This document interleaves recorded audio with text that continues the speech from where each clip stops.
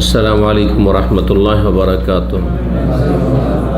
إن الحمد لله نحمده ونستعينه ونستغفره ونعوذ بالله من شرور أنفسنا ومن سيئات أعمالنا. من يهده الله فلا مضل له ومن يضلل فلا هادي له. وأشهد أن لا إله إلا الله وحده لا شريك له وأشهد أن محمدا عبده ورسوله صلى الله تعالى عليه وعلى آله وصحبه وسلم تسليما كثيرا. أما بعد، فأعوذ بالله من الشيطان الرجيم. بسم الله الرحمن الرحيم. سبحان الذي أسرى بعبده ليلا من المسجد الحرام إلى المسجد الأقصى الذي باركنا حوله لنريه من آياتنا إنه هو السميع البصير.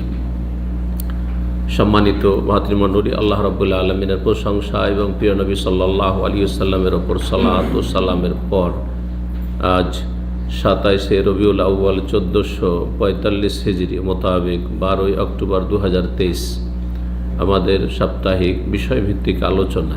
আজকের বিষয় হচ্ছে ফিলিস্তিন হে মুসলিম। প্যালেস্টাইন যাকে ইংরেজিতে বাংলায় লোকেরা বলে থাকে, তার নাম ফিলিস্তিন আরবিতে।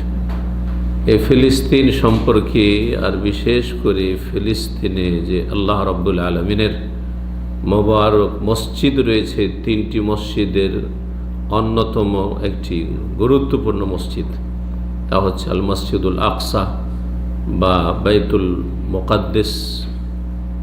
মুকাদ্দাস বা বাইতুল মাকদিস। 3 নামে বলা যেতে পারে, বাইতুল মুকাদ্দাস অথবা বাইতুল মাকদিস অথবা কি বললাম যে আল মসজিদুল আকসা। জি, বাইতুল মুকাদ্দাস অর্থাৎ পবিত্র মসজিদ, মুকাদ্দাস যাকে আল্লাহ রাব্বুল পবিত্রতা দান করেছেন, জি পবিত্র বলে আখ্যায়িত করেছেন। তো এই মসজিদদের সাথে প্রতিটি মুসলিমের সম্পর্ক, সুতরাং ফিলিস্তিনের সাথে প্রত্যেক মুসলিমের ঈমানি সম্পর্ক, ইসলামী সম্পর্ক। আমাদের এই সম্পর্ক হচ্ছে ঈমানি সম্পর্ক, ইসলামী সম্পর্ক, আকীদা বিশ্বাসের সম্পর্ক, ধর্মীয় সম্পর্ক। এই ফিলিস্তিন শুধু ফিলিস্তিনের অধিবাসীদের জন্য নয় বা তাদের অধিকার নয়, ফিলিস্তিন শুধু আরবদের অধিকার নয় যে সেখানকার বসবাসকারীদের মাতৃভাষা আরবি, সেই জন্য না, এরকম জাতীয়তাবাদের স্থান ইসলামের নেই। ফিলিস্তিনে প্রতিটি মুসলিমের সমান অধিকার রয়েছে এবং এটি হচ্ছে মুসলিমদের কোনো কাফের বিজাতির নয়। জি, ফিলিস্তিন এমন একটি জায়গা যেটি মুসলিম বিশ্বের হার্টের মতো, হৃদয়ের মতো। জি, ফিলিস্তিন সম্পর্কে আজকে আপনাদের সামনে অল্প সময়ে 20টি পয়েন্ট আমার সামনে আছে। একটি পয়েন্টকে যদি আমি 3 মিনিট করে দিই তাহলে 1 ঘন্টা লাগবে। সুতরাং এই ক্ষেত্রে ভূমিকা না বাড়িয়ে ফিলিস্তিন সম্পর্কে এই পয়েন্টগুলো আপনাদের সামনে পেশ করি, যেগুলি সম্পর্কে অধিকাংশ মুসলিমরা জানেন না। যেটা জেনে নেওয়া আপনার ইমানি ইসলামী একটি গুরুত্বপূর্ণ কাজ, এই সম্পর্কে আপনার জ্ঞান অর্জন করা। যদি জ্ঞান না থাকে তাহলে ফিলিস্তিনের যে সমস্যা সেটা তাদের সমস্যা, সেটা ভূমি নিয়ে সমস্যা। হ্যাঁ, সেটা হচ্ছে দুনিয়ার পার্থিব হয়তো দ্বন্দ্ব, লড়াই।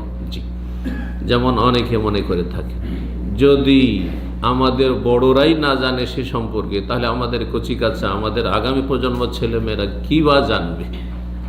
সুতরাং আপনারা জানুন এবং প্রত্যেক মুসলিম নিজ নিজ ছেলেমেয়েদেরকে এই শিক্ষা দিন, এই বিষয়গুলি, যে বিষয়গুলি নিয়ে আজকে আমি আলোচনা করব। আল্লাহ রাব্বুল আলামিন যেন আমাদেরকে এই বিষয়গুলি জেনে নিয়ে সে অনুযায়ী আমল করার তৌফিক দান করেন এবং সত্যিকারের বিজয় কোন পথে হাসিল হবে সেই বিষয়গুলি জেনে নিয়ে সত্যিকারের আল্লাহ রাব্বুল আলামিনের বিজয় হাসিলের জন্য নিজেদেরকে সচেষ্ট হওয়ার তৌফিক দান করুন। বিজয় শুধু মনের কামনা বাসনায় আসে না, বিজয় শুধু এ মিছিল বিক্ষোভ আন্দোলন করে আসে না। এসব পশ্চিমা কাফেররা আমাদেরকে শিখিয়েছে। বিজয় আসার জন্য যেসব শর্তগুলি রয়েছে ইনশাআল্লাহ তাআলা আগামী আলোচনাগুলিতে সে সম্পর্কে আলোচনা করব। সেগুলি সম্পর্কে অধিকাংশ মুসলিম উদাসীন, বরং তাদেরকে যদি বলা হয় তো ওইসবের ধারে কাছে নেই, ওইসবের ধারে না। বিজয় চাও কিন্তু বিজয়ের পথে চলতে চাও না। এ হচ্ছে মুসলিমদের বর্তমান অবস্থা। আল্লাহ রব্বুর সঠিক বুঝ দান করুন, সংশোধনের তৌফিক দান করুন। বাইতুল মুকাদ্দাস বা ফিলিস্তিন মুসলিমদের হাতে এসেছে। তার আগে রোমানদের দখলে ছিল, ইসলামের পূর্বে রোমানদের দখলে ছিল। রোমানদের যে পৃথিবীর মধ্যে দুটো আপনার পরাশক্তি সেই যুগের ছিল, তার একটি হচ্ছে রোমান শক্তি, আর একটি হচ্ছে পারস্য ইরানি শক্তি। জি, দুটোই বিজয় লাভ করেছেন মুসলিম জাতি বা মুসলিমগণ, সাহাবায়ে কেরামগণ, ওমর ফারুক রাদিয়াল্লাহু তাআলা আনহু খলিফায়ে রাশেদের আমলে। তো এই ফিলিস্তিনে বা শাম দেশে, বৃহৎ শাম, যেই শাম কয়েক ভাগে আজকাল বিভক্ত হয়েছে, ছোট ছোট দেশ হয়ে। শাম দেশের একটি অংশ হচ্ছে সিরিয়া, আর একটি অংশ হচ্ছে জর্ডন, আর একটি অংশ হচ্ছে লেবানন, আর একটি অংশ হচ্ছে প্যালেস্টাইন, যার একটি অংশের নাম ইহুদিরা। তাদেরকে যেসব কাফের শক্তি রয়েছে সেসব কাফের শক্তিদের পৃষ্ঠপোষকে বরং তাদেরকে দিয়ে দেওয়া হয়েছে। তাদের কোনো অস্তিত্ব ছিল না, যাদের ওপর আল্লাহ রাব্বুল লাঞ্ছনা, জিল্লত, দুর্গতি অবধারিত করেছেন। জরিবাত আলাইহিম জিল্লাতু ওয়াল মাসকান আইনামা সুকিফু। আল্লাহ বলছেন যেখানে থাক না কেন ইহুদি জাতি, তাদের ওপর লাঞ্ছনা এবং তাদের ওপর দুর্ভোগ আর কষ্ট, এটি আল্লাহর পক্ষ থেকে চাপিয়ে দেওয়া হয়েছে। কিন্তু ইল্লা বিহাবলি মিনাল্লাহ আও হাবলি মিনান নাস, হয় আল্লাহ রাব্বুল আলামিনের সাহায্য নেমে আসবে যদি তারা তওবা করে ফিরে আসে, ঈমান নিয়ে আসে আল্লাহর তৌহিদের ওপর, শেষ রাসূল মুহাম্মদ সাল্লাল্লাহু আলাইহি সাল্লামের ওপর, ওইভাবে যেইভাবে সমস্ত নবী রাসূলগণের প্রতি ঈমান আল্লাহ ফরজ করেছেন। জি, আও হাবলি মিনান নাস, অথবা মানুষের পৃষ্ঠপোষক কোথায়? মানুষের পৃষ্ঠপোষকতায়। তো মানুষের কাফের শক্তির পৃষ্ঠপোষকতায় এই ইহুদি লাঞ্ছিত শক্তি এই মুসলিমদের হার্টের ওপর বসে রয়েছে। আপনার বুকের ওপর, আপনার কলিজার ওপর কেউ যদি বসে থাকে তো আপনার অবস্থাটা কেমন হবে? ঠিক মুসলিম জাতির অবস্থা ঠিক ওই রকমই বর্তমান অবস্থায়, যেখানে ফিলিস্তিন দখল করে আছে এই জালেম, কাফির, লাঞ্ছিত এই ইহুদি শক্তি। জি, ওমর ফারুক রাদিয়াল্লাহু তাআলা আনহুর জামানায় শাম দেশে জিহাদ শুরু হয় 15 হিজরি শওয়াল মাসে মোতাবেক নভেম্বর 636 ঈসাই। নেতৃত্বে ছিলেন প্রধান হিসাবে আবু ওবায়দা ইবনুল জাররাহ রাদিয়াল্লাহু তাআলা আনহু, আশরা মুবাশশারার অন্যতম। জি, এবং সেই জিহাদ চলতে থাকে এই ইসলামের বিজয়ের 16 হিজরি, 15 হিজরি শওয়াল থেকে শুরু করে রবিউল আউয়াল মাস 16 হিজরি মোতাবেক 637 ঈসাই এপ্রিল মাস পর্যন্ত। কয় মাস হলো তাহলে? শওয়াল থেকে শুরু করে রবিউল আউয়াল, শওয়াল, জিলকাদা, জিলহিজ্জা, এদিকে 3 মাস, আর এইদিকে হচ্ছে 3 মাস, প্রায় 6 মাস ধরে। তারপরে আল্লাহ রাব্বুল আলামিনের পক্ষ থেকে সাহায্য নেমে আসে, বিজয় লাভ করেন মুসলিমরা। আর তারপর ওমর ফারুক রাদিয়াল্লাহু তাআলা সেখানে সশরীরে উপস্থিত হয়ে তাদের সাথে, কাফেরদের সাথে চুক্তি নামা স্বাক্ষর করেন। এই ছিল একটি বিষয়। দ্বিতীয় বিষয় যেটি বলবো, আর তার আগে একটি কথা, সেটি হচ্ছে যে ফিলিস্তিন সম্পর্কে আমাদের ছেলে মেয়েদেরকে যে জানাতে হবে, এই ক্ষেত্রে মনে রাখবেন যে সেখানে রয়েছে মসজিদে আকসা, যেই মোবারক মসজিদ হচ্ছে আমাদের ঈমানি সম্পর্কের মসজিদ, তার সাথে রয়েছে আমাদের ঈমানি সম্পর্ক। এটি হচ্ছে আমাদের সর্বপ্রথম সমস্যা, এটি হচ্ছে আমাদের সবচেয়ে বড় বিষয়, যেই ক্ষেত্রে মুসলিমদেরকে জানাতে হবে যে এটি তোমাদের দ্বীনের মৌলিক বিষয়। এই মর্মে প্রথম থেকে শুরু করি যে আমরা নিজেরা জানব, আমরা সকলকে জানাবার চেষ্টা করব যে ফিলিস্তিন হচ্ছে সমস্ত আম্বিয়া রসুলগণের এলাকা, আরদুল আম্বিয়া। বিশেষ করে ইব্রাহিম খলিলুল্লাহ আলাইহিস সালাতু ওয়াস সালামের পর থেকে শুরু করে যত নবী রসুল এসেছেন সবগুলি প্রায় ইব্রাহিম আলাইহিস সালামের বংশোদ্ভূত। ইব্রাহিম আলাইহিস সালামের বংশ থেকে অধিকাংশ আম্বিয়া রসুলগণ হচ্ছে বনু ইসরাইল, মানে ইসরাইল, অর্থাৎ ইব্রাহিম আলাইহিস সালামের ছেলে ছিলেন কয়জন? দুইজন, ইসমাইল আর আরেকজন হচ্ছেন ইসহাক। আর ইসহাকের ছেলের নাম কি ছিল? ইয়াকুব। এই ইয়াকুবের অপর নাম হচ্ছে ইসরাইল। সেখান থেকে যে বনি ইসরাইল মানে ইসরাইলের বংশধর। তো ইসহাক আলাইহিস সালামের বংশ থেকে অধিকাংশ আম্বিয়া রসুলগণ এসেছেন ইব্রাহিম আলাইহিস সালামের পরে। যেমন ইসহাক আলাইহিস সালামের ছেলে ইয়াকুব, ইয়াকুব আলাইহিস সালামের ছেলে নবী ইউসুফ আলাইহিস সালাম, তারপরে জাকারিয়া, ইয়াহিয়া, মূসা, ঈসা, সমস্ত আম্বিয়া রসুলগণ এসেছেন এই বংশ থেকে। আর আম্বিয়াদের সাথে সম্পর্ক হচ্ছে মুসলিম উম্মার, কারণ সমস্ত আম্বিয়া রসুলগণ মুমিন মুসলিম ছিলেন। আর একটি আলোচনা গুরুত্বপূর্ণ জরুরি, সেটা হচ্ছে প্রত্যেক নবী রসুল আদম আলাইহিস সালাম থেকে শুরু করে এবং তাদের যারা সত্যিকারের অনুসারী তারা সকলে মুসলিম, আর যারা অনুসারী নয় তারা যুগে যুগে কাফির, তাদের নাম থেকেছে। যারা ঈমান নিয়ে এসছে তাদের নাম মুমিন, বিশ্বাসী, আর যারা ঈমান নিয়ে আসেনি তাদের নাম হচ্ছে কাফের, অবিশ্বাসী, অমান্যকারী। যারা ঈমান নিয়ে এসছে এবং মেনে নিয়েছে তাদের নাম হচ্ছে মুসলিম, আর যারা মেনে নেয়নি তাদের নাম হচ্ছে কাফির। কোরআনে এই দুটো নামই দেওয়া হয়েছে। দুটোর মানব জাতিকে দুই ভাগে ভাগ করা হয়েছে।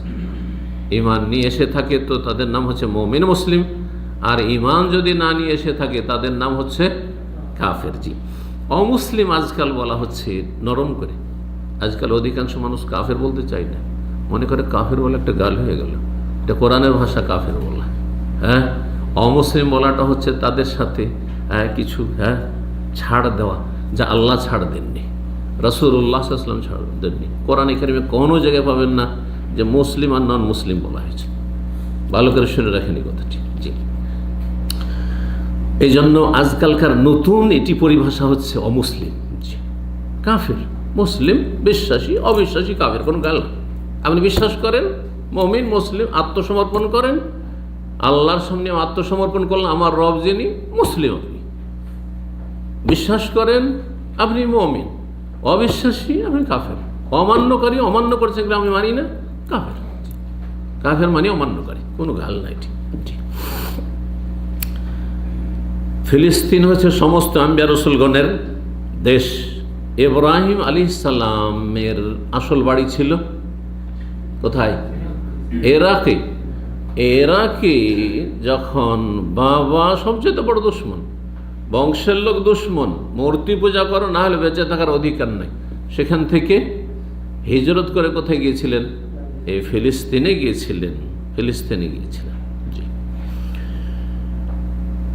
তারপরে 3 নম্বর পয়েন্ট, লূত আলাইহিস সালামকে আল্লাহ রাব্বুল আলামিন যে তার আযাব থেকে রক্ষা করেছেন, আর তার জাতিকে যে সমকামী জাতি ছিল, নোংরা নিকৃষ্ট জাতি ছিল, অভিশপ্ত জাতি ছিল, আল্লাহর গজবপ্রাপ্ত জাতি ছিল, তাদেরকে কঠিন শাস্তি দিয়ে ধ্বংস করেছেন এই বদঅভ্যাসের কারণে। আর তার ওপর কুফরি, আল্লাহকে অমান্য করা, আল্লাহর দ্বীনকে অমান্য করা, নবীকে অস্বীকার করা, কুফরির অপরাধ, তার সাথে এই নোংরামি সমকামিতার অপরাধে এমনভাবে ধ্বংস করেছে, ওই জমিন গিয়ে আল্লাহ রাখেন, ধ্বংস করেছেন।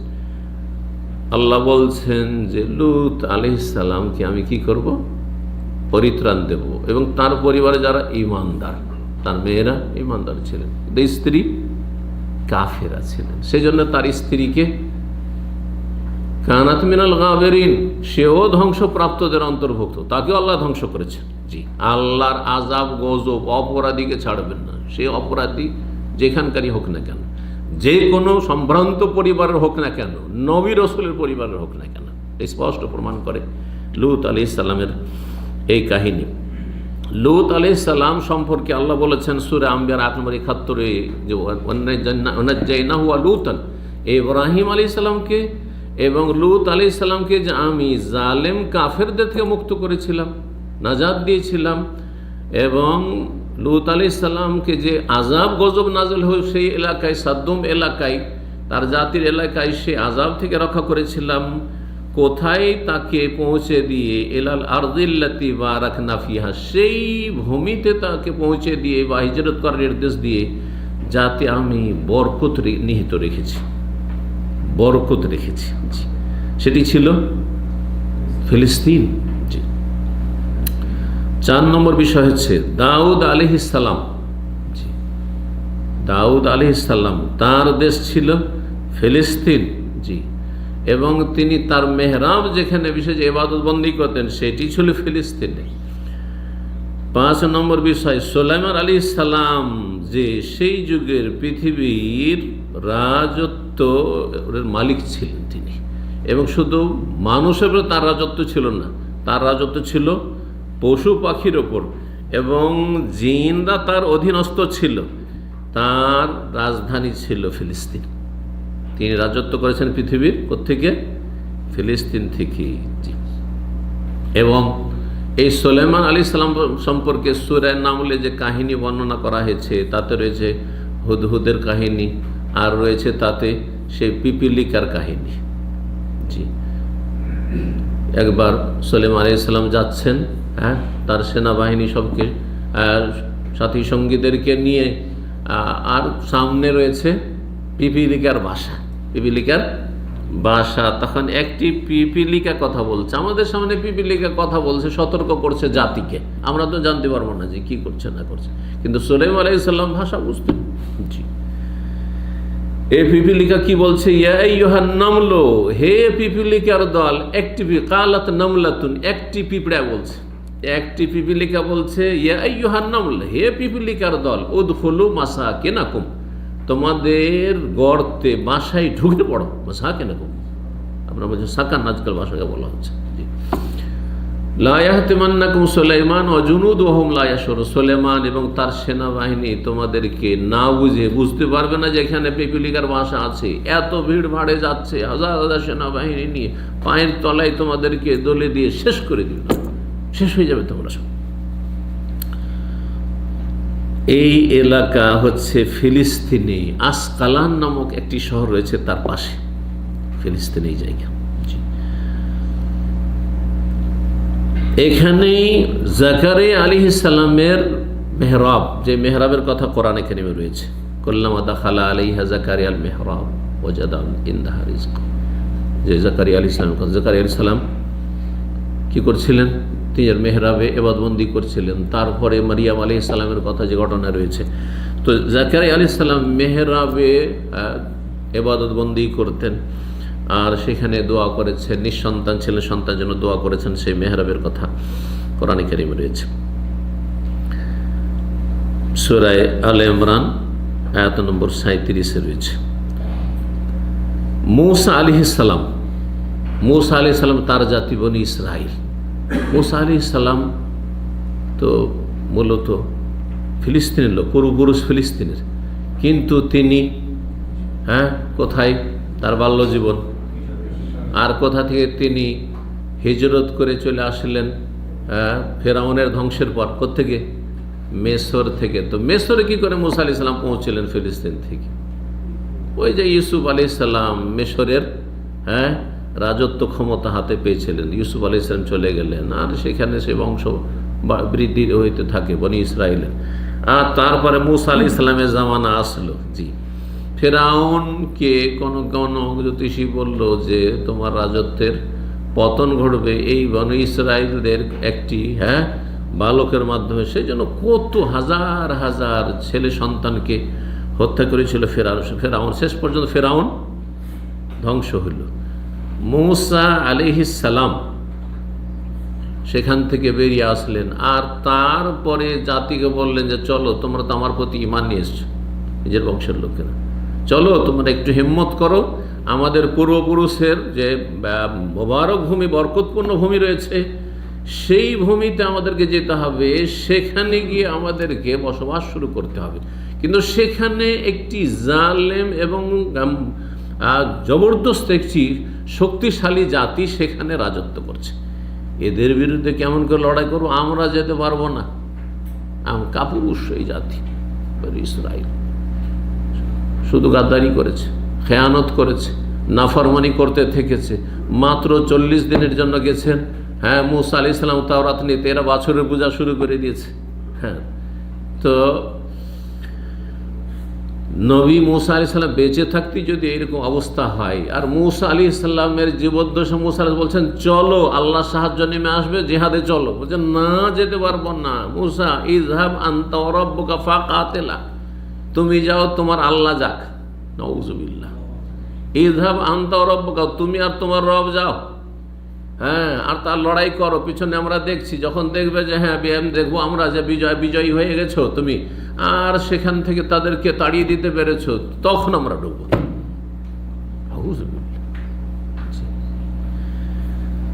তো মূসা আলাইহিস সালাম তাদেরকে বলে চলো, উদখুলুল আরদাল মুকাদ্দাসাতাল্লাতী কাতাবাল্লাহু লাকুম, সেই মুকাদ্দাস পবিত্র ভূমিতে চলো জিহাদ করার জন্য, যেটা আল্লাহ তোমাদের ভাগ্যে লিখে রেখেছেন তোমাদেরই হবে। মুমিন মুসলিমদের হবে, তোমরা মুসলিম, তোমরা মুমিন, আর ওরা হচ্ছে কাফের, সুতরাং তোমাদের হবে। সেটা হচ্ছে এই প্যালেস্টাইন। 7 নম্বর বিষয়, এই ফিলিস্তিনের ভূমিতে অনেক মুজিজা, অলৌকিকত্ব ঘটেছে। এখানে ঈসা আলাইহিস সালাম ভূমিষ্ঠ হয়েছে। ঈসা আলাইহিস সালামের মা ছিল, কিন্তু কোনো বাবা ছিল না। বাবা ছাড়া আল্লাহ রাব্বুল আলামিন মানব জাতিকে দেখিয়ে দিয়েছেন যে পৃথিবীতে আল্লাহ প্রতিটি বিষয়ের জন্য মাধ্যম করেছেন। অসুস্থ হয়েছেন, ওর জন্য একটু ওষুধ খেতে হবে, তাহলে ভালো হবে, মাধ্যম। কিন্তু এটি মাধ্যম মাত্র, মাধ্যম ছাড়াও আল্লাহ ইচ্ছা করলে যে কোনো কিছু করে দিতে পারে। কোন ফায়াকুন, হয়ে যাও বললে হয়ে যাবে, ভালো হয়ে যাও, ভালো হয়ে গেল, সব কিছুই হতে পারে, সব কিছু হতে পারে। এইরকমই ছেলে মেয়ের ভূমিষ্ঠ হওয়া অথবা প্রজন্ম বাড়া, এর জন্য প্রজন্মের জন্য আল্লাহ রাব্বুল আলামিন একটি মাধ্যম তৈরি করেছেন, যে পুরুষ নারীর সহবাসের মাধ্যমে গর্ভধারণ করবে, আর তারপরে কি হবে, প্রজন্ম বাড়াবে। কিন্তু আল্লাহ দেখিয়ে দিয়েছেন, দেখো আমি পুরুষও নেই, নারী নেই, আদম আলাইহিস সালামকে সৃষ্টি করে দেখিয়ে দিলাম বিনা মাধ্যম। তারপরে পুরুষ আছে কিন্তু নারী নেই, তাও দেখিয়ে দিলাম। আদম আলাইহিস সালাম আছে কিন্তু কোনো মহিলা নেই, সৃষ্টি করে দিলেন আল্লাহ রাব্বুল, কাকে, হাওয়া আলাইহিস সালামকে। তারপর আল্লাহ বলেন ঠিক আছে, আরেকটা দেখিয়ে দিই, নারী আছে কিন্তু নর নেই, নারী আছে কিন্তু নর নেই, পুরুষ নেই। ঈসা আলাইহিস সালামের মা মারিয়াম আছে কিন্তু তার স্বামী নেই, কুমারী, বিবাহ হয়নি। দেখো আমি দেখি গর্ভ ধারণ করলো কিভাবে মারিয়াম আলাইহিস সালাম, কোন ফায়াকুন। আর তারপরে বাকি সমস্ত মানুষের জন্য আল্লাহ একটা মাধ্যম তৈরি করে দিয়েছে, এই মাধ্যম ছাড়া হবে না। তো এই একটি মুজিজা আল্লাহ রাব্বুল যা দেখেছেন তা ছিল কোথায়, ফিলিস্তিনে ছিল। এই ফিলিস্তিন থেকে ঈসা আলাইহিস সালামকে আল্লাহ রাব্বুল আলামিন 7 আসমানে উঠিয়েছেন, তার কথাও কোরআনে কারিমে বর্ণনা করা হয়েছে। কখন উঠিয়েছিলেন আল্লাহ রাব্বুল আলামিন, কেন উঠিয়েছিলেন? এই ইহুদিরাই ঈসা আলাইহিস সালামকে হত্যা করার জন্য ঘেরাও করেছিল যে আজকে শেষ করে দেব। আল্লাহ রাব্বুল আলামিন এই ইহুদিদের অনিষ্ট থেকে রক্ষা করেছে। ইহুদিরা বহু নবী রসুলকে খুন করেছে, এমনকি ঈসা আলাইহিস সালামকে খুন করার জন্য তারা উঠে পড়ে লেগেছিল। আল্লাহ বলছেন ওমা কাতালুহু, এখনো খ্রিস্টান বিভ্রান্তদের ভ্রান্ত আকীদা যে ঈসা আলাইহিস সালামকে শুলে চড়ানো হয়েছে, তাই না? আর ঈসা আলাইহিস সালামকে শুলে চড়ানোর মাধ্যমে ঈশ্বর নিজের পুত্রকে শুলে চড়িয়ে দিয়ে খ্রিস্টান জাতির যত পাপ রয়েছে সমস্ত পাপের মোচনের ব্যবস্থা করে দিয়েছে। এই ভ্রান্ত বিশ্বাস হচ্ছে কাদের? আল্লাহ যদি ক্ষমাই করবেন খ্রিস্টানদেরকে, তো আল্লাহ এমনি ক্ষমার ঘোষণা করে দেন নিজের পুত্রকে কোরবানি করে। কেন? এটা ছোট বাচ্চাও বুঝবে। নিজের ঈশ্বর নিজের সন্তানকে আবার কোরবানি করিয়ে তারপর কার জন্য কোরবানি করবে? নিজের ছেলেকে কেউ জবাই করায়, নিজের ছেলেকে খুন করায়, আর তারপরে আমি জাতির কাফারা। কেন? এমনিতে হবে না? আল্লাহ কি অক্ষম? চিন্তা করুন তো দেখি, যদি ঈসা আলাইহিস সালাম আল্লাহর পুত্র হয় তো এমনি আল্লাহ করতে পারতেন না ক্ষমার ঘোষণা যে খ্রিস্টান সব মাফ, 7 খুন সব মাফ? কত ভ্রান্ত বিশ্বাস। আল্লাহর খণ্ডনে সূরা আলে ইমরান বলছে ওমা কাতালুহু ওমা সালাবুহু, তারা হত্যাও করেনি, খুনও করতে পারেনি ইহুদিরা। ওমা সালাবুহু, তারা শুলেও চড়াতে পারেনি। ওয়ালাকিন শুব্বিহা লাহুম, তাদের বুঝতে ভুল হয়েছে, আসলে অন্য লোককে খুন করেছে, অন্য লোককে খুন করেছে। তাদের নিজেদের লোককে যে প্রথম খুন করার জন্য হয়েছে তাকে খুন করেছে। জি, তাকে ঈসা আলাইহিস সালামের রূপ দিয়ে দেওয়া হয়েছে। জি, বাল রাফাহুল্লাহু ইলাইহি, বরং আল্লাহ কি করেছেন? তাকে তার কাছে চতুর্থ আসমানে উঠিয়ে নিয়েছেন। 8 নম্বর বিষয়, মারিয়াম আলাইহিস সালাম যখন গর্ভধারণ করলেন, তারপরে যখন পূর্ণতা লাভ করলো, এখন বাচ্চা ভূমিষ্ঠ হবে, সেই সময় এক সময় এই মারিয়াম আলাইহিস সালাম যখন তার কক্ষে বন্ধ ছিলেন, তার কাছে গায়েব থেকে আনসিজন ফলমূল আসতো, আনসিজন ফলমূল আসতো। সেই মারিয়াম আলাইহিস সালাম পেটে যখন গর্ভধারণ করলেন, তখন আল্লাহ রাব্বুল আলামিন আনসিজন ফলমূল দিতে পারতেন না? দিতে সক্ষম, কিন্তু কেন দিলেন না? এখন বাচ্চা হয়েছে, একেবারে ক্ষীণ অবস্থায়, অসুস্থ অবস্থায়, রুগ্ন হয়ে, প্রচণ্ড খিদা লেগেছে। এই অবস্থায় আল্লাহ বলছেন ওয়াহুজ্জি ইলাইকা বিজিযইন নাখলা, তোমাকে খিদা লেগেছে প্রচণ্ড, আর তোমার খাবার প্রয়োজন, এই যে খেজুর গাছে খেজুর আছে, খেজুর গাছটাকে নাড়া দাও, ঝাঁকানি দাও, তো সাকিত আলাইকা রতাবান জানিয়া, তাহলে রতাব তাজা তাজা খেজুর ওপর থেকে পড়বে, ওইটা কুড়িয়ে খাও। যে আল্লাহ ওখানে এমনিতে খেতে দিচ্ছেন, ওইটা আল্লাহ এখানে কেন করলেন? তাফসীরকাররা বলেছেন যে ওই সময় যখন গায়েব থেকে এমনিতেই খাবার আসছিল, তখন মারিয়াম আলাইহিস সালামের ভালোবাসা মহাব্বত শুধুমাত্র আল্লাহর সাথে ছিল, শুধুমাত্র আল্লাহর সাথে ছিল। কিন্তু এখন বাচ্চা যখন ভূমিষ্ঠ হয়েছে, তখন বাচ্চার ভালোবাসা তো বুঝতে পারেন, ছেলে মেয়েদের ভালোবাসা, তো এইখানে বাচ্চা একটা বড় অংশ পেয়ে গেছে ভালোবাসার। আল্লাহ বলছে ঠিক আছে, এখন একটু খেটে খাও, ঝাঁকানি দাও, আর তারপর ওপর থেকে পড়বে, তখন কুড়িয়ে খাও। তো এই ঘটনা কোথাও ঘটেছে? ফিলিস্তিনে ঘটেছে। জি। 9 নম্বর বিষয়, শেষ জামানে যখন কিয়ামত কাছে আসবে, ঈসা আলাইহিস সালাম আসমান থেকে নেমে আসবেন সাদা মেনারার পাশে, সহিহ মুসলিমের 5228 নম্বর হাদিস, এবং সেখানে এসে দাজ্জালকে তিনি হত্যা করবেন, সেটি ফিলিস্তিনে, সেটি প্যালেস্টাইনে। 10 নম্বর বিষয়, আবু দাউদ, নাসাই, তিরমিজি, ইবনে মাজাহ রয়েছে, মুসনাদ আহমদে রয়েছে যে এই ফিলিস্তিন বা শাম দেশ হচ্ছে আরদুল মাহশার ওয়াল মানশার, এটি হচ্ছে হাসর, এখানে মানুষের হাসর হবে।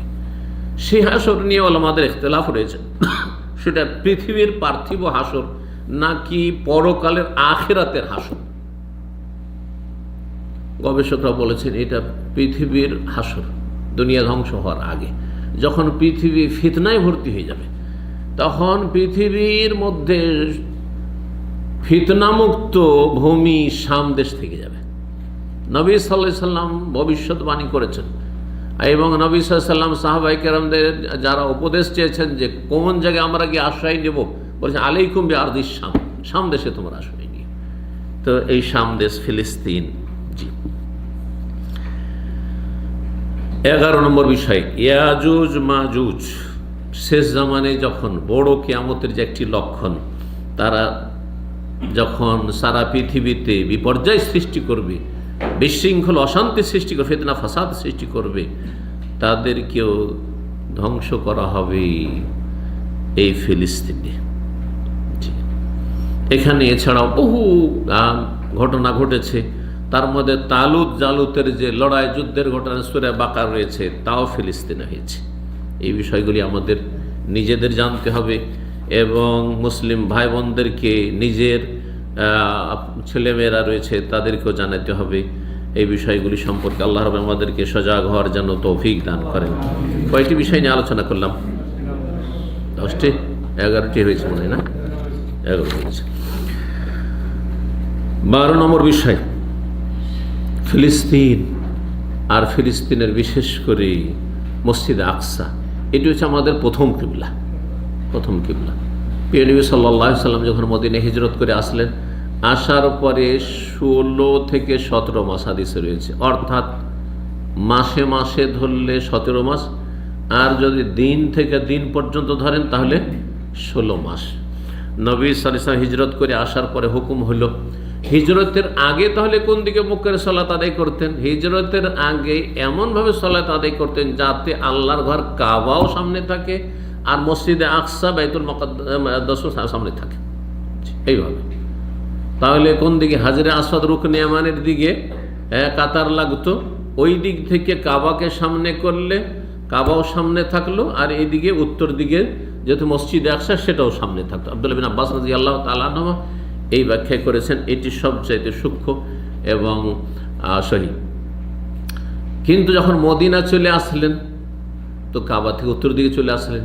এখন কাবা সামনে করলে মসজিদ আকসা বাইতুল মুকাদ্দাস পেছনে হয়ে যায়, আর বাইতুল মুকাদ্দাসকে সামনে করলে কাবা পিছনে হয়ে যায়। তখন নবী সাল্লাল্লাহু আলাইহি ওয়াসাল্লামকে হুকুম হলো যে তোমার সাথী সঙ্গীদেরকে নিয়ে কি করো? মসজিদ আকসা বাইতুল মুকাদ্দাসকে কিবলা বানিয়ে সালাত আদায় করো। 16-17 মাস এরকমই করলেন। আল্লাহ রাব্বুল আলামিন এই নির্দেশ দিয়েছেন। তারপরে হুকুম আসলো কিবলা পরিবর্তন, কারণ নবী সাল্লাল্লাহু আলাইহি ওয়াসাল্লাম মন থেকে চাইতেন যে আমার মাতৃভূমিতে আল্লাহ মোবারক ঘর, যেই ঘর ইব্রাহিম আলাইহিস সালাম নিজ হাতে এবং তার ছেলে ইসমাইল আমার পূর্বপুরুষরা বানিয়েছেন, এবং সমস্ত নবী রসুলের মধ্যে সবচেয়ে শ্রেষ্ঠ নবী রসুল মুহাম্মদ সাল্লাল্লাহু আলাইহি ওয়াসাল্লামের পর ইব্রাহিম আলাইহিস সালাম। সুতরাং আর সবচেয়ে মোবারক ঘর এই 3টি ঘরের মধ্যে আল্লাহর ঘর বাইতুল্লাহ কাবা। সুতরাং কাবার দিয়ে মুখ করে মসজিদে হারামের দিকে মুখ করে কিবলা করে সালাত আদায় করা অন্তর থেকে মন থেকে তিনি চাইতেন, পছন্দ করতেন। আল্লাহ রাব্বুল এই কথাগুলি সূরা বাকারা 144-45-এ তুলে ধরেছেন। কাদ নারা তাকাল্লুবা ওয়াজহিকা, দ্বিতীয় পারার শুরুতে রয়েছে, কাদ নারা তাকাল্লুবা ওয়াজহিকা ফিস সামাই, আকাশের দিকে তাকাইতেন যে কখন যে ওহী আসবে, আল্লাহর পক্ষ থেকে কখন হুকুম আসবে, কখন হয়তো আসলো হুকুম ইনশাআল্লাহ চলে আসবে যে তুমি মুখ ফিরিয়ে নাও কোন দিকে? কাবা ঘরের দিকে, মসজিদে হারামের দিকে। আল্লাহ বলছেন কাদ নারা তাকাল্লুবা ওয়াজহিকা ফিস সামা, আকাশের দিকে তোমার চেহারা যে বারবার তুমি ফিরিয়ে দেখছো, এটা আমি দেখতে পাচ্ছি। কাদ নারা, আল্লাহ বলছে আমি দেখতে পাচ্ছি। ফালানুওয়াল্লিয়ান্নাকা কিবলাতান তারদাহা, সুতরাং তোমাকে অবশ্যই আমি এমন কিবলার দিকে ফিরিয়ে দেবো যেটা তোমার পছন্দ, তোমার পছন্দনীয়। ফাওয়াল্লি ওয়াজহাকা শাতরাল মসজিদুল হারাম, সুতরাং মসজিদ হারামের দিকে তোমার চেহারা ফিরিয়ে দাও। হাইসু মা কুনতুম, যেখানেই থাকো না কেন দুনিয়ার, ফাওয়াল্লু ওজুহাকুম শাতরা, তোমরা তোমাদের মুখমণ্ডল ফিরিয়ে দাও কোথায়? শাতরা মানে শাতরাল মসজিদ হারামের দিকে। আল্লাহ রাব্বুল আলামিন এই আয়াত নাযিল করে দিলেন। নবী সাল্লাল্লাহু আলাইহি সাল্লামকে মসজিদে আকসা বা বাইতুল মুকাদ্দাসের দিকে মুখ করে সালাত আদায় করার কেন নির্দেশ দেওয়া হলো এখানে আসার পরে, কেউ কেউ হিকমতে বর্ণনা করেছেন যে এখানে ইহুদিরা বসবাস করত। ইহুদিরা ফিলিস্তিনকে মোবারক জমিন জানে, কারণ তাদের পরম্পরা বিকৃত ধর্ম থাকলেও কিছুটা তাদের সম্পর্ক আম্বিয়া রসুলগণের সাথে রয়েছে। আর আম্বিয়া রসুলগণের ভূমি, পবিত্র ভূমি বনে ইসরায়েলদের, আম্বিয়া রসুলগণের। সুতরাং তারা কাবা ঘরে তাদের কাছে কোনো মূল্য ছিল না মসজিদে হারামের, কিন্তু ফিলিস্তিনের তাদের কাছে এটা মূল্য ছিল যে পণ্যভূমি। সেই জন্য তাদের অনুকূলে একটু হোক, যাতে করে তাদেরকে একটু আকৃষ্ট করা যায়। আর আকৃষ্ট হইলে তারা হতে পারে যে ইসলাম কবুল করে নেবে, এটি একটা দাওয়াতি পলিসি। ইসলামের দাওয়াত দেওয়ার জন্য তাদের অন্তরে কথাগুলি ইমান ইসলামী দাওয়াতের নামিয়ে দেওয়ার জন্য একটা রাস্তা। আর এটা বাস্তব সত্য। মানুষের যদি অনুকূলে আপনি কাজ করেন, পক্ষে কাজ করেন, তো আপনার ক্ষেত্রে একটি কী হবে, আন্তরিকতা আসবে, আন্তরিকতা আসবে। পাশাপাশি সালাত আদায় করেন। আর একজন যদি পায়ে পা না লাগায় আর আপনি যদি তার সাথে শুধু পায়ে পা লাগাতে যান, তো আপনার থেকে দূরে সরে যাবে। তারপরে যতই ওয়াজ নসিহত করে শুনবেন আপনার, কারণ ও গোনা, ওর কাছে এটা বেয়াদবি, আপনি কেন পায়ে পা লাগাইতে গেছেন। কিন্তু যদি একটু নমনীত হবেন, না সুন্নত মুস্তাহাব, সুন্নত কাজ, আমি যাক অত না করে, ঠিক আছে তুমি লাগাইতে চাও না, লাগাবোই না আমি, জি, তাহলে কি হবে, সে একটু নম্র হবে আপনার ক্ষেত্রে। রফুল আদান করছেন সুন্নাত, সহি সুন্নাত, কিন্তু যারা রফেদানকে বলছেন আর রফেদান নাই, বারবার করে হাত উঠানো নেই, তাদের পাশে যদি কখনো হেকমত হিসাবে আমি একাই বা এক দুজন আছি আর এরা সব দল ভারী, রফেদান না করারই দল ভারী, সুতরাং রফুল আদানের এই সুন্নতটা করলাম না, যাতে করে তাদের মাঝে অনেক শিরক বিদআত রয়েছে। এরা সুফিজমে, এর ভ্রান্ত গুমরাহিতে বিশ্বাসী, এরা মিলাদে বিশ্বাসী, এরা মাজার পূজায় বিশ্বাসী, এরা পীর মুরিদের ব্যবসায় বিশ্বাসী। সুতরাং এদেরকে এদের বড় সংশোধন, বড় রোগের চিকিৎসার জন্য ছোটোখাটো বিষয়গুলি যাক, আমি রফেদান করব না। এটা আপনার জন্য দাওয়াতি পলিসির ক্ষেত্রে বড় উপকারী হবে, বড় উপকারী হবে। একটি ঘটনা ওলামায়ে কেরামগণ লিখেছেন যে আরব দেশ থেকে অথবা ভারত থেকে কোনো আহলে হাদিস আলেম গিয়েছিলেন পাকিস্তানে এক হানাফি মসজিদে, বড় আলেম, হানাফিদেরও বড় আলেম, আর ইনিও গেছেন আহলে হাদিসদের বড় আলেম, দুজন। তো বড় বড় আলেমদের সাথে দেখা সাক্ষাৎ ছিল। তো গিয়েছেন, সেখানে গিয়ে আহলে হাদিস আলেম ভাবলেন যে হানাফিদের মসজিদ, আর এই হানাফিদের একজন বড় আলেমের সাথে আজকে সাক্ষাৎ যখন, তো আজকে রফেদানটা করব না। রফেদান উনি করেননি, যাক সুন্নাত আজকে করব না। এতে হবে কি, তার একটু আন্তরিকতা আসবে যে আমি ওর মতো করে সালাত আদায় করলাম। হানাফি বড় আলেম ভাবছেন যে আহলে হাদিস এত বড় আলেম যখন আমার মেহমান হয়ে এসেছেন, তো আজকে আমি রফেদানটা করে নিব। তো হয়েছে কি, ভাগ্যচক্রে হানাফি আলেম বারবার রফেদান করছে, আর এই আহলে হাদিস আলেম রফেদান করছেন না। জি, রফেদান করছেন না। পরে তাদেরকে জিজ্ঞাসা করা হলো যে কি ব্যাপার স্যাপার, এই তো ব্যাপার সব উল্টো হয়ে গেল। সত্য ঘটনা এটা কিন্তু, জি, বেশ কিছু কিতাবে আমি এই বিষয়ে ঘটনাটি পড়েছি, নাম সহ তাদের নামগুলো চলে যাচ্ছে, অনেক আগের পড়া। তো আহলে হাদিস আলেম বললেন যে আমি আসলে রফেদান এই জন্য করলাম যে চলো আপনাদের হানাফি মসজিদে এসেছি, তো আপনাদের মতো করেই পড়ে দিই, একটা সুন্নতি তো, যাক আপনাদের মতো পড়ি। আপনি কেন রফেদান করলেন? তো আমি এই জন্য রফেদান করলাম যে আপনার এহতেরাম, সম্মানিত, আপনি আমার মেহমান, তো মেহমানের সম্মানার্থে চিন্তা করলাম যে আজকে আপনার মতো করে সালাত আদায় করি। দেখছেন না? জি জি, এই জন্য এই চরমপন্থা অবলম্বন করবেন না। দেখবেন যে আমার গ্রামের লোকেরা কি ধরনের রোগ আছে, বড় বড় রোগ আছে, মাজারে যায়, এ পীরের মুরিদ হয়, এরা তাবিজ বাঁধে, এরা দিন সম্পর্কে কোনো কিছু জানে না, সুন্নাত বুঝে না, বিদআত বুঝে না, বাপ দাদার ধর্ম বুঝে, কথা বোঝা গেছে। আর তাদের কাছে গিয়ে এক দুইজন গিয়ে রফাই দেন, প্রথম দিনই রফাই দেন, তাহলে আপনার দাওয়াতকে ছুঁড়ে ফেলে দেবে, কোনোটাই কবুল করবে না, আপনার কোনোটাই কবুল করবে না। জি, সেদিকে যাচ্ছেন না। এই হেকমতগুলি আমি এক সময় অবলম্বন করেছি, নতুন যখন এই দামামে 26-25 বছর আগে এসেছি, তখন শুধু চেনার জন্য এ হুজুর আমাদের না অন্যদের গিয়েছি, কোনো প্রশ্ন নাই, শুধু প্রশ্ন হুজুর এমামা ক্যাম্পে গেছি, জামেলে গিয়েছি, এগুলো পুরাতন ক্যাম্প। হুজুর মিলাদ করা যাবে? জি। হ্যাঁ হুজুর সম্মিলিত মোনাজাত করা যাবে, কথা বোঝা গেছে? এই হুজুর দিয়ে শুরু হয়েছে। জি, শেখ শব্দ জানতো না তখন। তো চিন্তা করলাম যে এই মিলাদ আর সুন্নত না বেদাত আর এই সম্মিলিত মোনাজাত আর এটা সেটা নিয়ত পড়তে পারবো কি না এসব বলা যাবে না, বলে থামেন। হ্যাঁও করা যাবে না, যে বেদাতকে সুন্নত করে দেবো সেটাও করা যাবে না। বড় হেকমত অবলম্বন করেছে, সেই হেকমতগুলি এখন বলার সময় নেই। সে হেকমত ইনশাল্লাহ ধীরে ধীরে একটা একটা করে আজকে একটা বিষয় আলোচনা করলাম, ইনশাল্লাহ আগামীতে।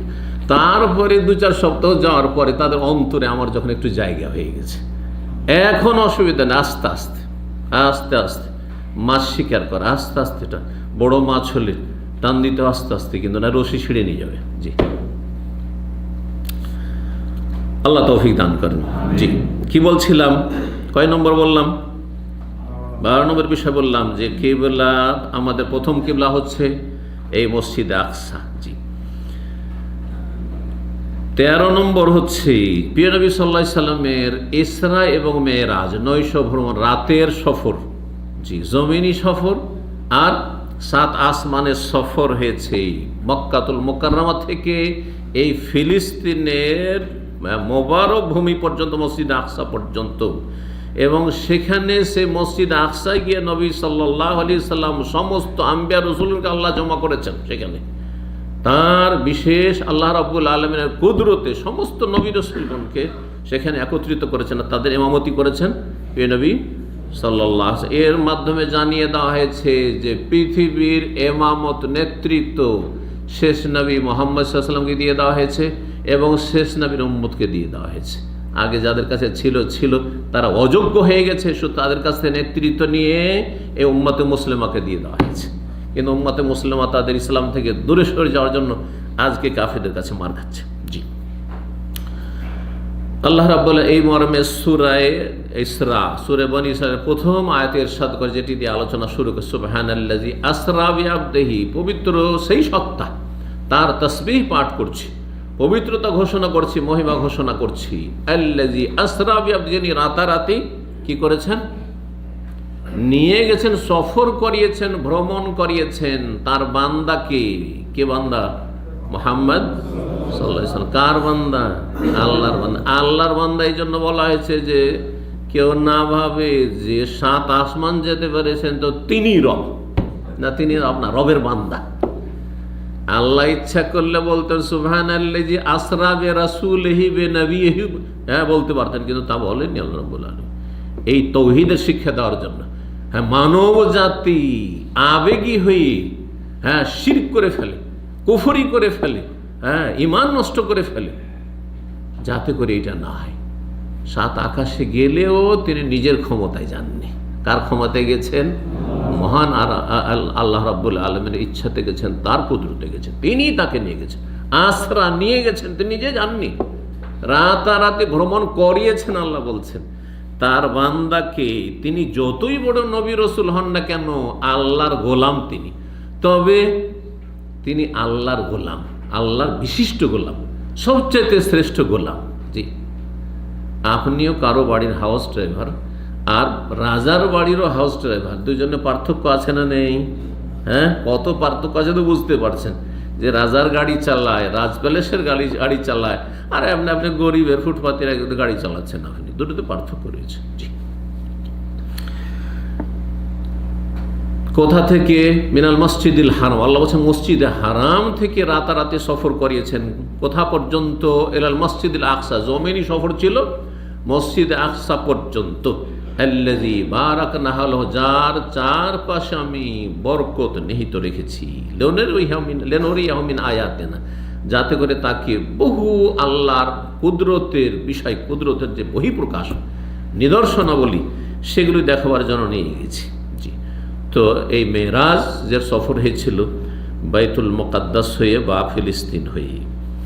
14 নম্বর বিষয়, মসজিদ আকসা এমন একটি মসজিদ যেই মসজিদের জন্য নেকির উদ্দেশ্যে স্থানকে কেন্দ্র করে সফর করা হচ্ছে সুন্নাত এবং ফজিলতের কাজ, নেকির কাজ। স্থান কেন্দ্রিক 3টি মসজিদ ছাড়া চতুর্থ কোথাও যাওয়ার জন্য সফর করা যায় না, স্থানকে কেন্দ্র করে। এই মর্মে হাদিস প্রিয় নবী সাল্লাল্লাহু আলাইহি ওয়াসাল্লামের সহিহ বুখারী মুসলিম, লা তুশাদ্দুর রিহালু ইল্লা ইলা সালাসাতি মাসাজিদা, সফর করা যাবে না। সেই যুগে উটের পিঠে সফর করত, আর উটের পিঠে যে বসার জায়গা তৈরি করা সেটাকে রাহাল বলা হতো, আর সেটাকে মজবুত করে উটের সাথে বাঁধতে হতো, উটের শরীরের সাথে, সেজন্য সেটাকে সাদ্দুর রেহাল বলা হয়েছে।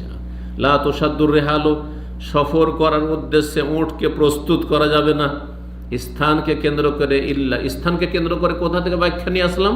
কারণ স্থানের কথা এখানে ইল্লা সালাসাতে মাসাজিদ, 3 মসজিদ ছাড়া। কিন্তু ব্যক্তিকে কেন্দ্র করে অথবা আমি শিক্ষাকে কেন্দ্র করে, শিক্ষা প্রতিষ্ঠানকে কেন্দ্র করে যাচ্ছি, অথবা আমার ব্যবসাকে কেন্দ্র করে যাচ্ছি, কোথাও কোনো অসুবিধা নেই। রুজি রোজগারের জন্য দাম্মাম এসেছেন, এখানে এই দাম্মামকে স্থান হিসাবে আপনি বাছাই করেননি। আপনি এই জায়গায় এই স্থান মোবারক নেকি, এই জায়গায় নেকির জন্য যান না, না, এখানে আপনার রুজি আছে সেই জন্য এসছেন, ঠিক কিনা? জি। এইরকম আপনার কোনো প্রিয়জন আছে, আপনজন আছে, আত্মীয় স্বজন আছে, তাকে দেখতে যাচ্ছেন বা তার সাথে দেখা সাক্ষাৎ করতে যাচ্ছেন, সেই জায়গায় আপনার মূলত উদ্দেশ্য নাই। এই 3টি মসজিদের প্রথম মসজিদ হচ্ছে আল মসজিদুল হারাম, মসজিদে হারাম মক্কাতুল মুকাররমা। দ্বিতীয় মসজিদ মসজিদ নববী, মসজিদি হাজা আমার এই মসজিদ, মদিনার মসজিদ, আর অল মসজিদুল আকসা এবং মসজিদ আকসা। 15 নম্বর বিষয়, নিজেরা জানুন এবং ছেলে মেয়েদেরকে জানিয়ে দেয় এই মসজিদে আকসায় সালাত আদায় করলে তাতে বড় ফজিলত রয়েছে। কত গুণ ফজিলত রয়েছে এই মর্মে যেটি প্রসিদ্ধ হাদিস এবং সহিহ হাদিস, সেটি হচ্ছে 500 সালাতের ফজিলত। 50,000-এর ফজিলতের হাদিস জয়ীফ, দুর্বল, এবং সেটি অযৌক্তিক। আর দুর্বল জয়ীফ জাল কথা অযৌক্তিক হয়। মসজিদ নবী সাল্লাল্লাহু আলাইহি ওয়াসাল্লামের মোবারক হাতে তৈরিকৃত মসজিদ চাইতে বেশি ফজিলতের হয়ে যাবে আপনার মসজিদে আকসা, এটা হইতে পারে না। তো 500 সালাতের ফজিলত রয়েছে এই মর্মে নবী সাল্লাল্লাহু আলাইহি ওয়াসাল্লামের হাদিস জাবের বিন আব্দুল্লাহ রাদিয়াল্লাহু তাআলা আনহু বর্ণনা করেছেন। তিনি বলছেন, সলাতুন ফিল মসজিদিল হারাম, মসজিদে হারামের সলাত আদায় করা 100 আলফে সলা, 1 লক্ষ গুণ সলাতের সমান অন্য জায়গার তুলনায়। ও সলাতুন ফি মসজিদি, আমার মসজিদে সলাত আদায় করা আলফ সলাতের 1000 গুণ। অফি বাইতুল মাকদিস, আর বাইতুল মুকাদ্দাসে যদি কেউ সলাত আদায় করে 500 সলাত, 500 সলাত। জি। আর একটি রিওয়ায়াতে রয়েছে যে মসজিদে আকসাই, সেটিও সহিহ, মসজিদে আকসাই সালাত আদায় করলে তা দিল 250 সালাত, 250 গুণ। তো 250 হাদিস সহিহ আর 500 হাদিস সহিহ। আল্লাহ তাআলা আলাম। 250-তে কোনো সন্দেহ নেই, কারণ সেটা সর্বনিম্ন ফজিলতের হাদিস। আর 500 হতে পারে ও ফজলুল্লাহ আছে, মানুষের ইখলাস এবং মানুষের যে রুজি, যেই রুজি আপনি খাচ্ছেন অথবা যেই টাকা পয়সা খরচ করে গেছেন সেটাও নির্ভরশীল হতে পারে। আল্লাহ তাআলা আলাম। কয়টি পয়েন্ট হলো? 16 নম্বর বিষয়, জি, যে এই মসজিদ আকসা আমাদের 16-17 মাস কেবলাই উলা, কিন্তু তার আগে আম্বিয়া রসুলগণ যত এসেছেন নবী সাল্লাল্লাহু আলাইহি ওয়াসাল্লামের আগে, তাদের কিবলা ছিল এই মসজিদে আকসা, তাদের কিবলা ছিল। 17 নম্বর বিষয়, তা হচ্ছে মসজিদে আকসা বা ফিলিস্তিন এমন একটি জায়গা, এমন একটি মসজিদ যার আশেপাশে অর্থাৎ ফিলিস্তিনে বসবাসের জন্য নবী সাল্লাল্লাহু আলাইহি ওয়াসাল্লাম সাহাবায়ে কেরামদেরকে উৎসাহিত করেছেন। যেন অনেক সাহাবায়ে কেরামগণ যখন হিজরত করেছেন মদিনা থেকে, তখন হিজরত করার ক্ষেত্রে শাম দেশকে অন্য দেশের তুলনায় প্রাধান্য দিয়েছেন। একমাত্র কেউ জেহাদের জন্য চলে গেছেন, সেটা ইরাকে গিয়েছেন অথবা তারপরে চলে গেছেন অন্য দূর দূরান্তেও গিয়েছেন, সেটা ভিন্ন বিষয়। কিন্তু অধিকাংশ সাহাবায়ে কেরামরা মদিনার বাইরে গেছেন, তারা শাম দেশেই এই ফিলিস্তিনেই হিজরত করেছেন। এই মর্মে মুসনাদ আহমদ একটি হাদিস রয়েছে, একজন সাহাবী জিল আসাবে, তার নাম বলা হয়েছে, তিনি বলছেন, কুলতু ইয়া রাসূলুল্লাহ, আমি বললাম হে আল্লাহর রাসূল, ইনুবতুলিনা বাদাকা বিল বাকাই আইনা তা'মুরুনা, যদি আপনার পরে আমরা সমস্যার সম্মুখীন হই যে আমরা মদিনায় থাকতে পারছি না, জাজিরায় আরব উপদ্বীপে থাকতে পারছি না, মক্কায় থাকতে পারছি না, তাহলে কোথায় যাওয়ার নির্দেশ বা উপদেশ দিচ্ছেন আপনি? তখন বললেন রাসূলুল্লাহ সাল্লাল্লাহু আলাইহি ওয়াসাল্লাম, আলাইকা বিবাইতুল মাকদিস, বাইতুল মুকাদ্দাস চলে যাবে। বাইতুল মুকাদ্দাসে চলে যাবে। জি, বলছেন যে সেখানে চলে যাবে আর সেখানে গিয়ে আল্লাহ রাব্বুল আলামিনের ইবাদত বন্দি করবে। 8 নম্বর যে বিষয়টি বলবো সেটা হচ্ছে যে বাইতুল মুকাদ্দাস বা মসজিদে আকসা, বাইতুল মুকাদ্দাস বা বাইতুল মাকদেস আর মসজিদে আকসা কোনটি, এই নিয়ে আজকাল সোশ্যাল মিডিয়ায় কিন্তু এক রকমের ঝড় চলছে, তাই না? হ্যাঁ, কেউ এই গম্বুজটিকে বাইতুল মুকাদ্দাস বলছে, কেউ এই গম্বুজটাকে বলছে, হ্যাঁ, আর নানা ভাষা নানা মত চলছে। এই মর্মে শুনে রাখুন, যা গবেষক ওলামারা লিখেছেন যে মসজিদে আকসার আয়তন হচ্ছে 144,000 বর্গ মিটার। জি, যেখানে সলাত আদায় করতে পারবেন, এই চত্বরে সলাত আদায় করতে পারবেন 8 লক্ষ মানুষ একসাথে, 8 লক্ষ মানুষ। এই পুরো এলাকার নাম হচ্ছে আকসা, মসজিদ আকসা। জি, যেখানে 4টি মেজানা রয়েছে, 4টি আজান দেওয়ার এই জায়গা রয়েছে। জি, 19 নম্বর বিষয় আবার বলছি, শুরুতেও বলেছি আর সেটি আবার তাকিদের সাথে বলছি যে ফিলিস্তিনের বিষয়টি আর মসজিদ আকসার বিষয়, বাইতুল মুকাদ্দাসের যে বিষয়টি, এটি আমাদের মূল আকীদার বিষয়। সুতরাং আমাদের পক্ষে যতটা সম্ভব সর্বাত্মক সাহায্য করা, এই জমিকে, এই ভূমিকে উদ্ধার করার জন্য কাফের জালেমদের থেকে আল্লাহ রাব্বুল আলামিন আমাদেরকে তৌফিক দান করেন। 20 নম্বরে একটি কথা বলবো, সেটা হচ্ছে যে এই বাইতুল মুকাদ্দাস বা ফিলিস্তিনের ভূমি সম্পর্কে ইহুদিরাও দাবি করে, খ্রিস্টানরাও দাবি করে, করে না? করে না? কারণ সবার পুণ্যভূমি তাদের, মানে ইব্রাহিম আলাইহিস সালামের সাথে সেই সম্পর্ক, সেটা সত্যিকারের সম্পর্ক আসলে হোক অথবা নামে মাত্র সম্পর্ক, কাজের বেলা কোনো সম্পর্ক নাই, কিন্তু সম্পর্ক একটা সম্পর্কের দাবিদার হচ্ছে ইহুদিরাও ইব্রাহিম আলাইহিস সালাম ইব্রাহিমের সাথে, আর এই জন্য তারা ইব্রাহিম আলাইহিস সালাম, ইব্রাহিমকে আব্রাহাম বলে জানে তারা। আর খ্রিস্টানরাও ইব্রাহিম আলাইহিস সালামের সাথে নিজেদেরকে সম্পৃক্ত করে, কারণ ঈসা আলাইহিস সালাম ইব্রাহিমের বংশোদ্ভূত আর মুসা আলাইহিস সালাম হচ্ছেন ইব্রাহিম আলাইহিস সালামের বংশোদ্ভূত। তো তারা দাবি করে যে আমরা ইব্রাহিম আলাইহিস সালাম এমন একজন রসুল যে কাজে হোক আর না হোক, কিন্তু নামকে অস্তে হইলেও ইহুদি খ্রিস্টান সবাই তাকে সম্মান করে। হ্যাঁ, যেমন মুসলিমরা ইব্রাহিম আলাইহিস সালামকে সবচেয়ে বেশি ভালোবাসেন রাসূলুল্লাহ সাল্লাল্লাহু আলাইহি সাল্লামের পরে, আর তারপরে সমস্ত আম্বিয়া রসুলগণকে। লা নুফাররিকু বাইনা আহাদিন মির রাসূল, নবী রসুলগণের মাঝে কোনো পার্থক্য আমরা করি না। একমাত্র মুসলিম জাতি সমস্ত নবী রসুলগণ যাদের নাম আল্লাহ উল্লেখ করেছেন, নাম ধরে তাদের বিশ্বাস করে, ঈমান নিয়ে এসেছে এবং মনে করে যে একজন নবীকে কেউ যদি অস্বীকার করে তাহলে সে কাফের হয়ে যাবে। মুহাম্মদ সাল্লাল্লাহু আলাইহি ওয়াসাল্লামের সব কিছুই মানলাম, কিন্তু আমি জাকারিয়া অথবা ইয়াহিয়া অথবা কোন একজন নবীকে অস্বীকার করে দিলাম, কেউ যদি বলে তাহলে সে কাফের, সে কাফের হয়ে যাবে।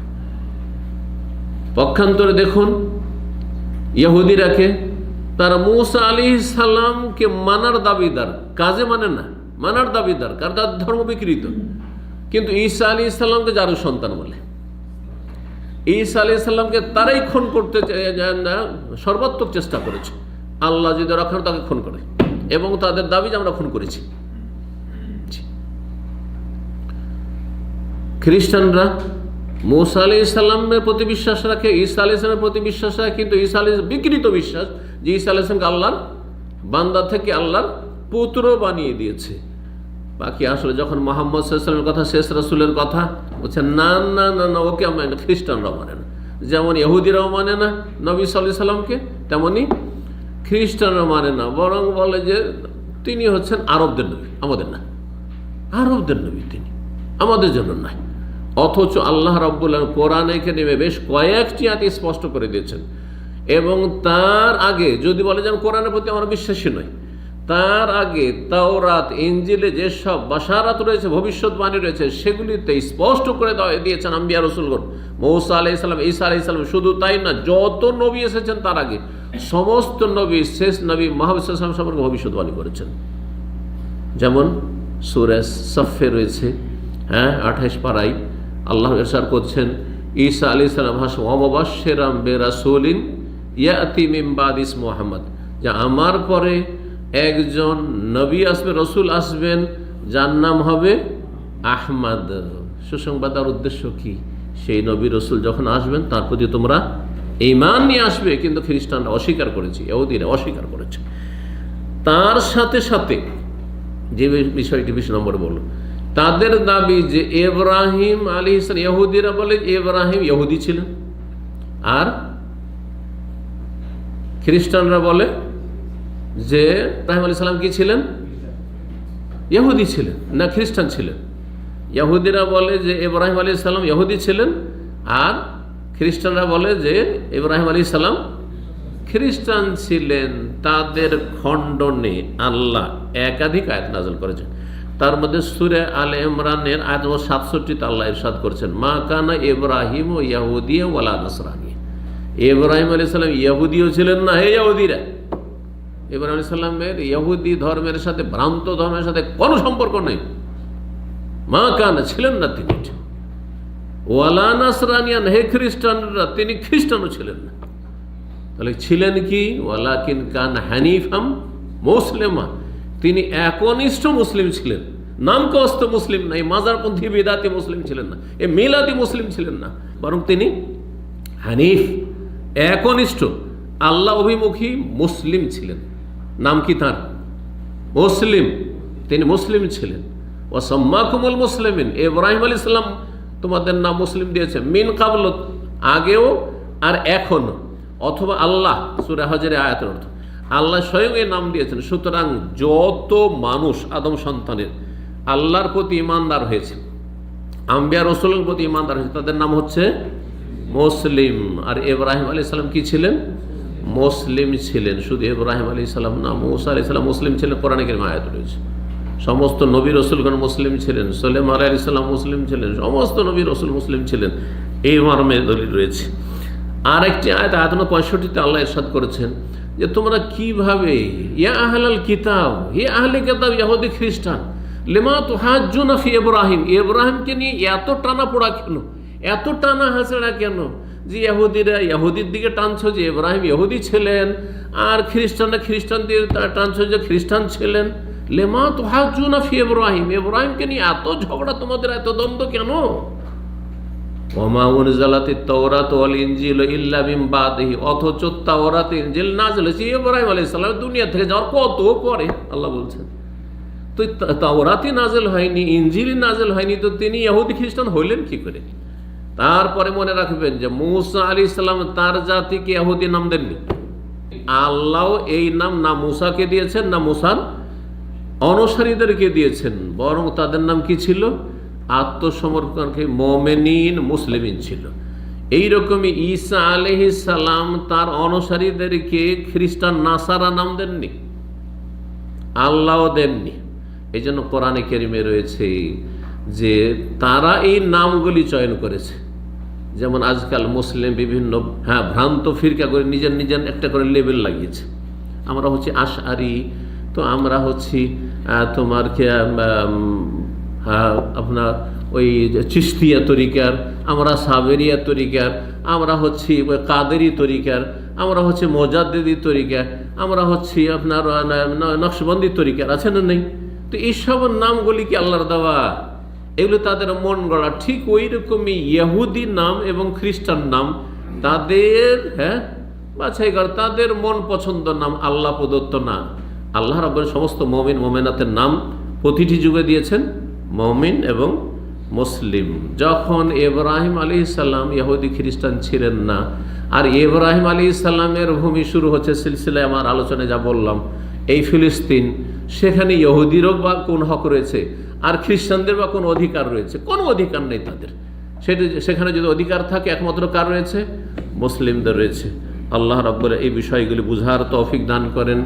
এবং আল্লাহ রাব্বুল আলামিনের কাছে দোয়া করি আল্লাহ রাব্বুল আলামিন যেন মুসলিম জাতিকে ফিলিস্তিনে বিজয় দান করেন, এবং এই বিজয় হাসিলের জন্য যেসব শর্তগুলি আল্লাহর কোরআন কারীমে বর্ণনা করেন সেগুলি মুসলিম জাতিকে পুরো করার দ্রুত তৌফিক দান করেন, তার দিকে ফিরে আসার তৌফিক দান করেন, তৌহিদ প্রতিষ্ঠার তৌফিক দান করেন, শিরক বিদআত থেকে মুক্ত হওয়ার তৌফিক দান করেন, সুন্নতের অনুসারী হওয়ার তৌফিক দান করেন।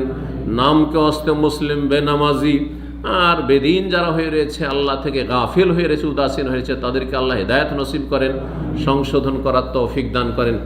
বেনামাজি হয়ে থাকবেন, শিরক বিদআত করবেন, মাজার পূজা ছাড়বেন না, আর নবীর তরিকা বাদ দিবেন, আর বলবেন আল্লাহর সাহায্য নেমে আসবে, কখন আল্লাহর সাহায্য নেমে আসবে না।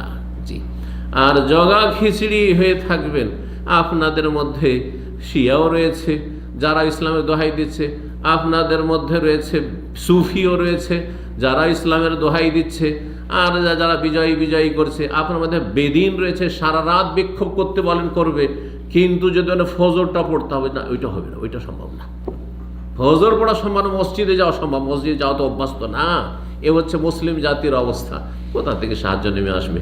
আল্লাহ রাব্বুল আলামিন যেন বুঝার তৌফিক দান করেন, আর আল্লাহ রাব্বুল আলামিন যেন তার সাহায্যের জন্য আমাদের জন্য তাড়াতাড়ি নামিয়ে দেন, এবং আল্লাহ রাব্বুল আলামিন যেন মুসলিমদেরকে আল্লাহ রাব্বুল আলামিন এ পবিত্র ভূমি মসজিদ আকসা যেন ফিরিয়ে দেন।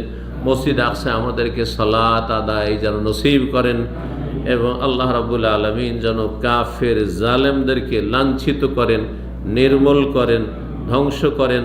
আল্লাহ তার খাস মদদ যেন আসমান থেকে নাজিল করেন।